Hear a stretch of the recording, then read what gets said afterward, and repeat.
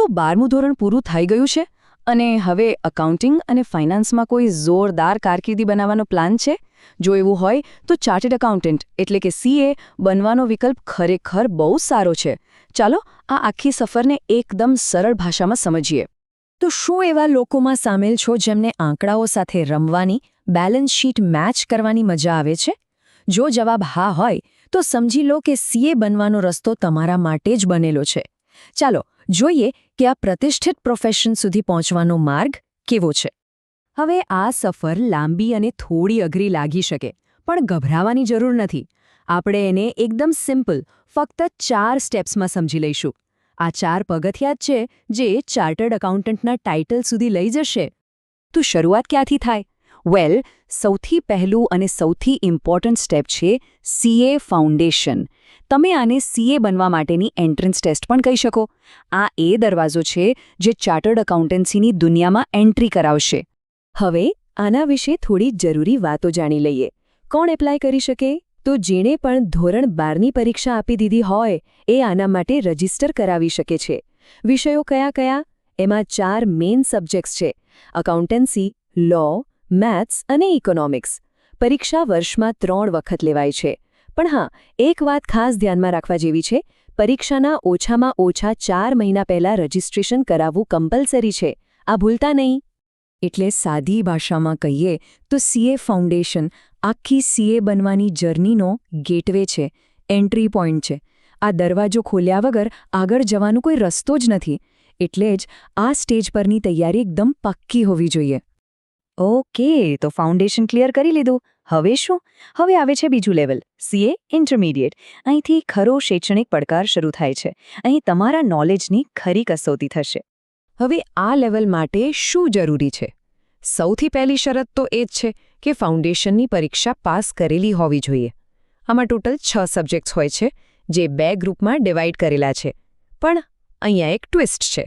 જે લોકો ગ્રેજ્યુએટ છે એમના માટે એક શોર્ટકટ પણ છે, જેને ડાયરેક્ટ એન્ટ્રી કહેવાય છે. તો હવે જુઓ, અહીંયા 2 અલગ અલગ રસ્તા છે. પહેલો છે ફાઉન્ડેશન રૂટ. આ એ લોકો માટે છે જે ધોરણ 12 પછી તરત જ CA કરવા માંગે છે. અને બીજો છે ડાયરેક્ટ એન્ટ્રી રૂટ. આ કોના માટે છે? એવા સ્ટુડન્ટ્સ માટે જેમણે BCom કે BBA જેવી ડિગ્રી પૂરી કરી લીધી છે. એમને ફાઉન્ડેશન પરીક્ષા આપવાની જરૂર નથી. એ લોકો સીધા જ ઇન્ટરમીડિયેટથી શરૂ કરી શકે છે. ચાલો, તો ઇન્ટરમીડિયેટ પણ પાર કરી લીધું. હવે જર્નીના સૌથી રસપ્રદ અને પ્રેક્ટિકલ તબક્કામાં એન્ટ્રી થાય છે. અહીંયા સુધી જે પણ બુક્સમાં વાંચ્યું એને હવે રિયલ લાઈફમાં એપ્લાય કરવાનો સમય છે. આ છે ટ્રેનિંગ અને ફાઇનલ પરીક્ષાનો ફેઝ. જુઓ, જેવું જ ઇન્ટરમીડિયેટ ક્લિયર થાય એટલે તરત જ 2 વર્ષની પ્રેક્ટિકલ ટ્રેનિંગ શરૂ થાય છે. આ ટ્રેનિંગ કોઈ સિનિયર, એક્સપિરિયન્સ્ડ CAની અંદરમાં કરવાની હોય છે.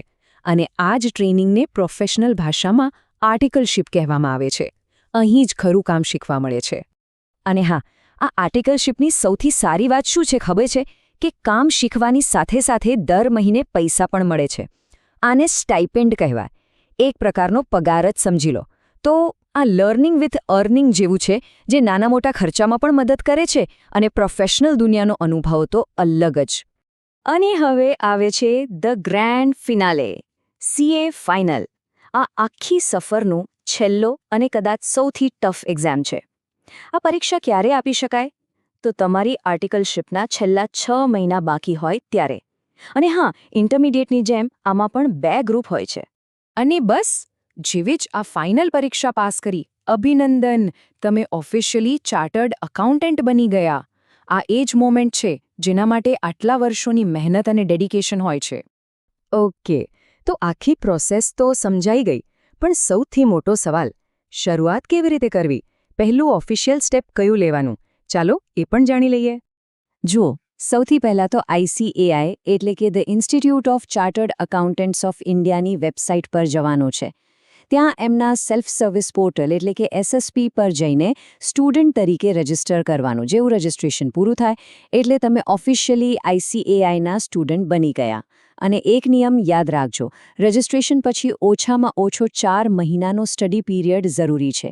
એ પછી જ તમે પહેલી પરીક્ષા આપી શકશો. તો આ હતી CA બનવાની પૂરી જર્ની, એકદમ સિમ્પલ સ્ટેપ્સમાં. આ એક એવી પ્રોફેશનલ લાઈફ છે જ્યાં તમને રિસ્પેક્ટ, સ્ટેબિલિટી અને હંમેશા કંઈક નવું શીખવાની તક મળતી રહે છે. તો સવાલ હવે એ છે કે શું આ ચેલેન્જિંગ પણ એટલી જ રિવોર્ડિંગ સફર શરૂ કરવા માટે કોઈ તૈયાર છે?